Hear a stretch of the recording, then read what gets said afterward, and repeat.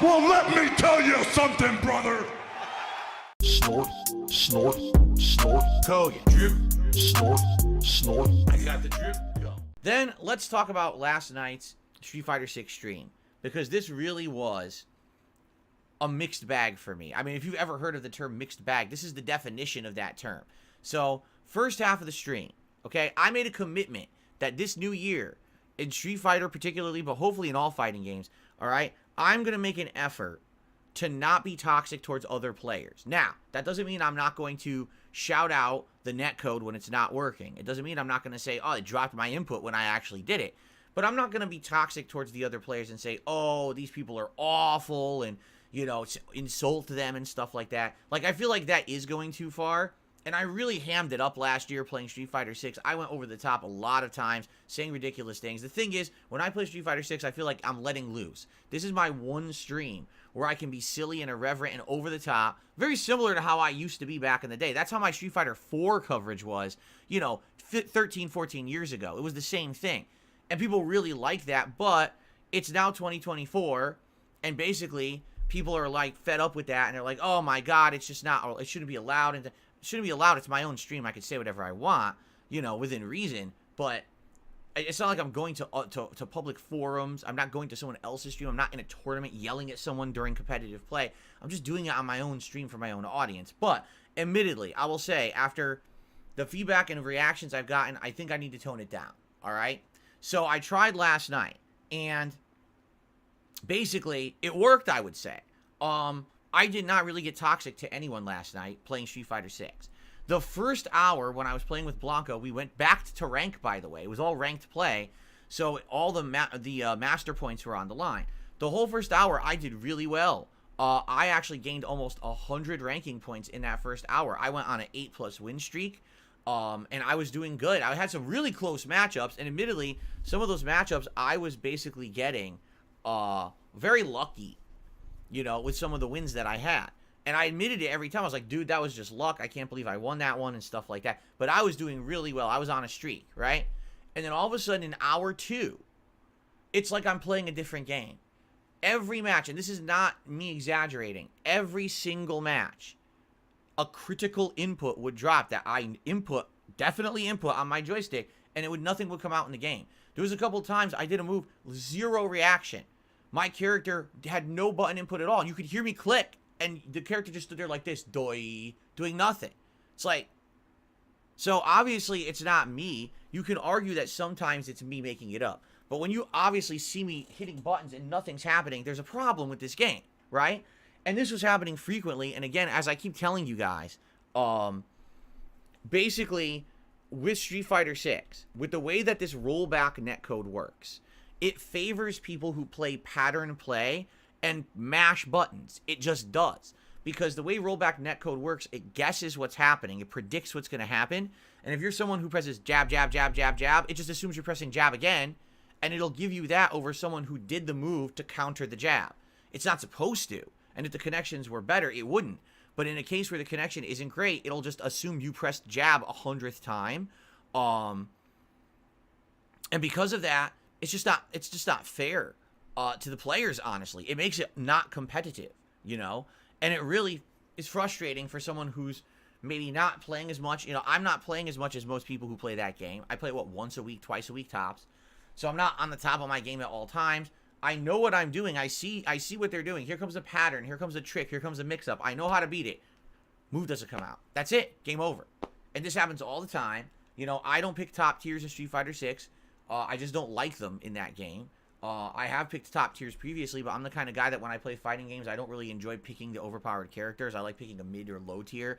It makes it more fun to me. That's just me. I've always been like that. So playing this game, it's like first hour, I'm having a great time. I'm winning close matches. Everyone's enjoying. No toxicity. Second hour, it's just like dropped input, dropped input, dropped input, dropped input. Lose, lose, lose, lose, lose. So the first hour, I gain almost 100 points. The second hour, I lose all those points. I'm right back down as if I had never played the game. And it's like,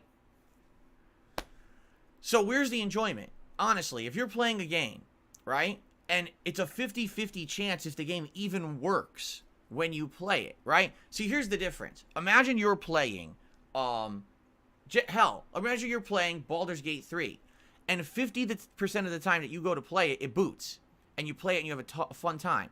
And the other half of the time you go to play it, the game refuses to boot. So you just can't play it. You're frustrated. You have to keep hitting reload, reload, reload, reload, reload to get it to work. That's what it feels like playing Street Fighter 6. Half my night, things go well. I'm having a good time. Everything's working. The other half of the night, the game's just not working right. So there's no fun to that in a competitive setting. It's torture. Okay?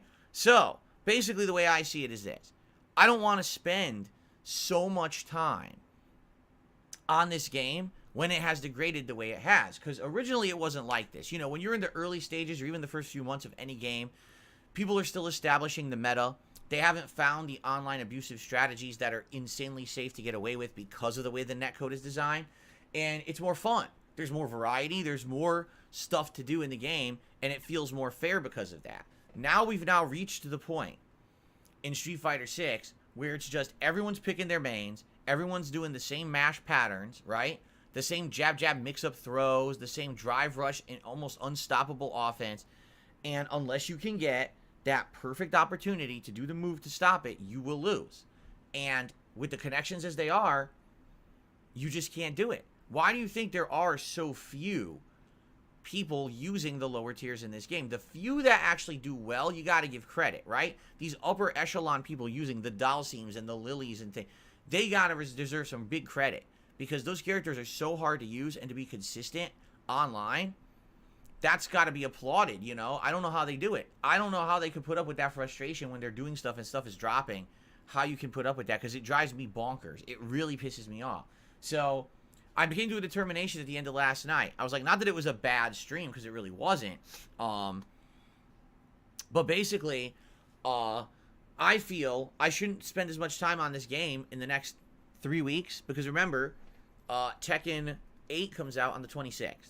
Alright, and when Tekken 8 comes out, I'm going to be playing that, covering it big time. We're going to be doing the story. We're going to be doing various characters in training mode, going online, whatever other modes there are. I'm going to be giving it full coverage like I do new fighting games, and I will make an effort to try to learn it. Now, I'm not saying I'm going to get great at it, because I don't think I will. I'm just being honest with you guys. I'm not a Tekken player like I am a Street Fighter player. Street Fighter, I have over 2 decades, almost 3 decades of knowledge under my belt, that I could say I have that kind of installed base of practice and experience that I can apply to any Street Fighter game, so I can go in at a ground level that's kind of higher than most people because of that level of experience. With Tekken, I mean, I played the originals, and then I dropped them around Tekken 4, and I haven't really played Tekken seriously since.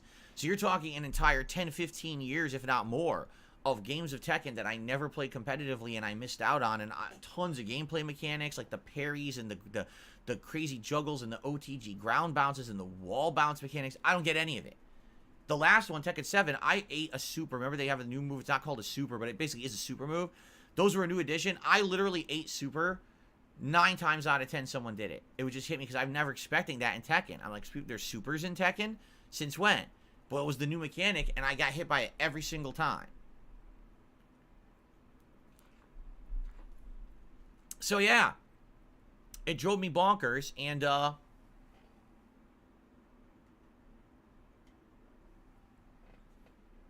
is that more centered? Remember, I messed with my camera and screwed it. That is more centered. I messed with my camera and I screwed it up. But now I fixed it, but now we got to get it centered properly. I think that even looks even better, right? It looks more centered? Okay. So anyway, I don't think I'm going to be great at Tekken at first. Maybe in time if I give it the time. But with 3 weeks left before Tekken 8, let's not go crazy with fighting games. Let's play Street Fighter once a week on Friday nights.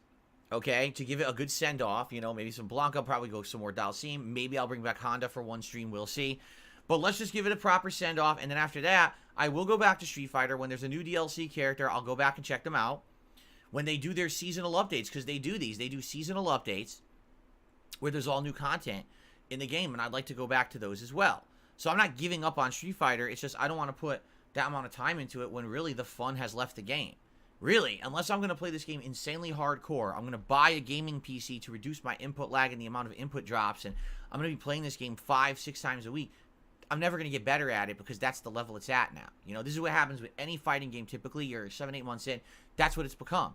It's basically just for the hardcore competitive players. Everyone else has dropped it. So, that's the point we're at. So, Friday Night Fights will continue, but More fighting game coverage coming at the end of this month with Tekken. Okay, Tekken 8. Good stuff. Again, this camera seems off. It's driving me nuts. Let's try it like that. Does that look better? I don't know. We'll see. It seems like it's like I put it up and then dips a little bit. Well, we'll see what happens here.